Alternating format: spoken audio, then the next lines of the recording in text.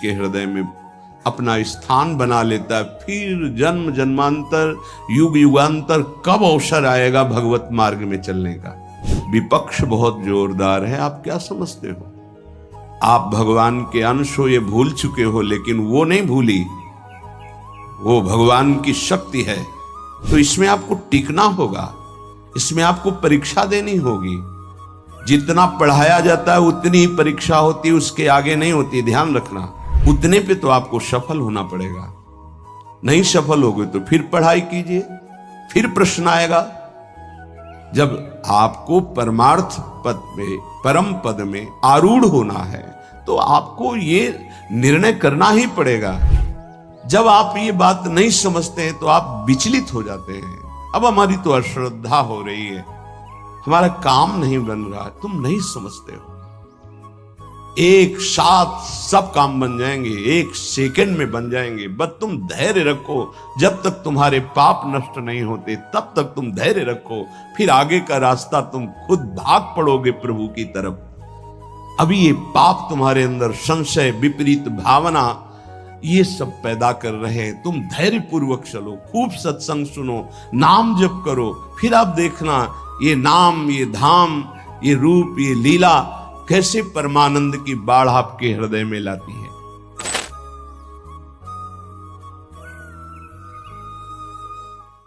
उपासक की जब अत्यंत ममता प्रिया प्रीतम के चरणों में हो जाती है, तभी हृदय पूर्ण रूप से समस्त कामना, वासना, स्पृहा, तृष्णा इससे रहित हो जाता है। जब तक प्रेम जल से हृदय नहीं धोया जाता तब तक मलिनता का अंश बड़ी बड़ी साधना करने पर भी बना रहता है। अभी अनंत जन्मों से माया में आसक्त चित्त होकर के नाना प्रकार के शुभ अशुभ कर्म करने वाले जब भगवत कृपा से पुनः सत्संग प्राप्त करते हैं और साधन मार्ग में लगते हैं तो माया अपना प्रबल रूप धारण करती है। या तो ऐसी अनुकूलता प्रदान करती है कि वो भूल जाए, और या ऐसी प्रतिकूलता झोंक देती है कि उसको लगता है कुछ नाम जपने से नहीं, कुछ साधन करने से नहीं, दुख तो वैसे ही घेरे हुए है। धैर्य छूट जाता है और भगवत मार्ग से विमुख आचरण करने लगता है। इसलिए उपासक को बहुत सरल ढंग से समझना चाहिए कि पुरानी फसल यदि बाजरा बोई है और बाजरा की रोटी मिल रही तो अगली फसल गेहूं बो दिया तो कल ही नहीं रोटी बना लोगे।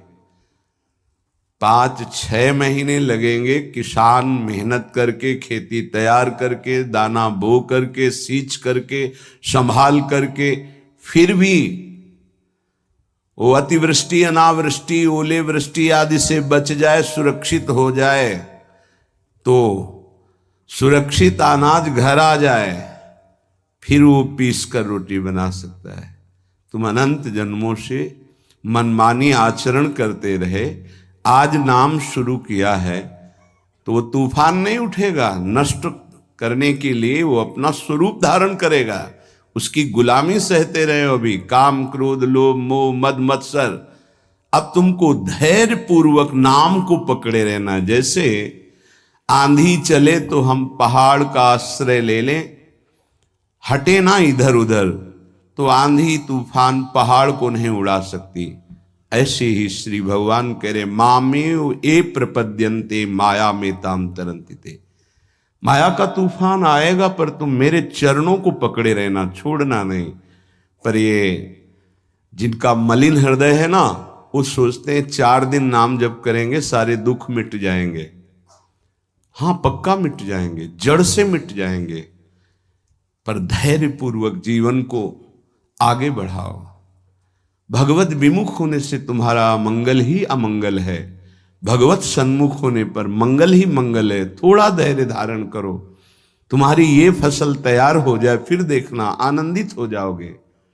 पर ये कुसंग मन का और तन का, ये दोनों परमार्थ में टिकने नहीं देते। जहां ऐसे मित्र जन मिले जो गलत आचरण करने वाले होते हैं, वो पूछते हैं तुमने शराब छोड़ दिया, मांस छोड़ दिया, तुम नाम जप करने लगे, कुछ लाभ हुआ? अरे कुछ नहीं होने वाला, तुम देख लो करके। उसके दिमाग में माया तो आक्रमण किए ही है। तत्काल नकारात्मक भाव आ जाता है कि नहीं नहीं, भगवत मार्ग में कुछ नहीं मिला, ठीक कह रहे हो, तो आओ हमारे संग फिर हो जाओ। फिर वो माया के मलिन आचरणों में उतर जाता है। वो संत द्रोह, भगवत द्रोह उसके हृदय में अपना स्थान बना लेता है। फिर जन्म जन्मांतर, युग युगांतर कब अवसर आएगा भगवत मार्ग में चलने का। इसलिए जिनको सत्संग मिला है, जिनको नाम जपने का सौभाग्य मिला है, उनको बहुत धैर्यवान होना पड़ेगा। इसको ऐसे पकड़ना होगा कि जैसे हम बहुत बीमार हैं और इस औषधि के सिवा अब हमारा कोई रास्ता नहीं बचने का, अब हमको ये औषधि खानी ही है।